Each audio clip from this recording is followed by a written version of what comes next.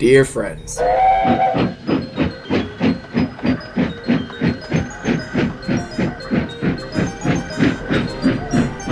Thomas liked teasing big engines for the tenders, and how inefficient they were at shunting.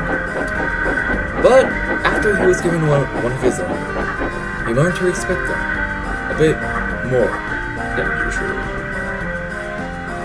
I hope you enjoy.